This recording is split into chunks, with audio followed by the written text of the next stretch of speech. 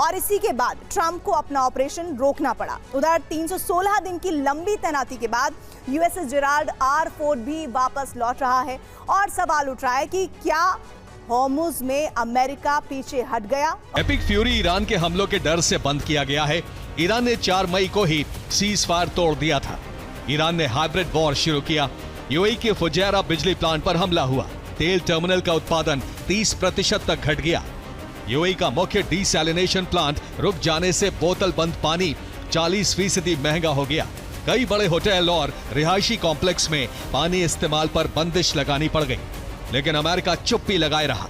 डर था कि ईरान के हमले अरब को तबाह कर देंगे और अमेरिका सभी को सुरक्षा देने की स्थिति में नहीं है। अरब के बड़े तेल ठिकाने, बंदरगाह, समुद्री रूट और अरब देशों के बड़े शहर सीधे ईरान के निशाने पर आ सकते थे। दबाव काम नहीं आया और समझौता हो नहीं सका।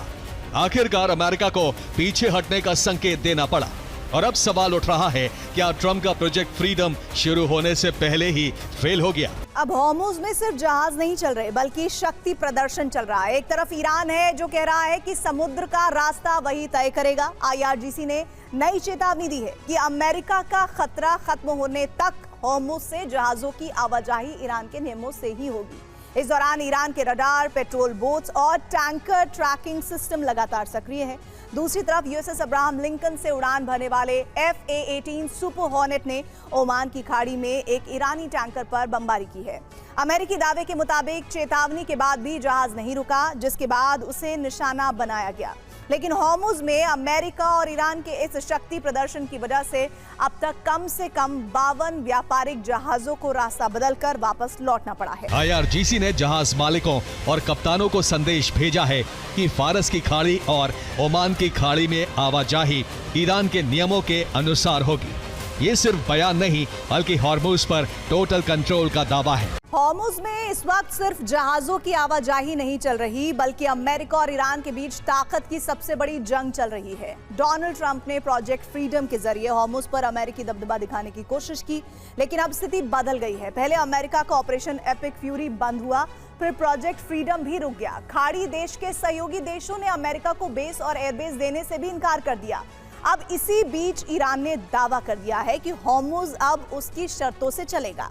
अब सवाल यह है कि क्या ट्रंप की हॉर्मुज रणनीति फेल हो गई है और क्या ईरान ने अमेरिका को पीछे हटाकर इस जंग में बढ़त हासिल कर ली है?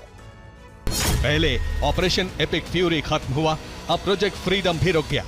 ट्रंप ने ईरान को सीज फायर प्रस्ताव भेजा, लेकिन ईरान लगातार ये संदेश देता रहा कि हॉर्मुज अब उसकी शर्तों पर चलेगा। अब सवाल है कि क्या ट्रंप खाड़ी में सीधे टकराव और लंबी जंग में फंसने से घबरा गए हैं और क्या हॉर्मुज में अमेरिका की समुद्री रणनीति ईरान की व्यूह रचना के सामने कमजोर पड़ गई है? पहले ट्रंप प्रशासन ने ईरान को सीज फायर प्रस्ताव भेजा, फिर अमेरिकी विदेश मंत्री ने ऐलान किया कि एपिक फ्यूरी खत्म हो चुका है और उसके कुछ ही समय बाद खुद ट्रंप को प्रोजेक्ट फ्रीडम रोकने की घोषणा करनी पड़ी।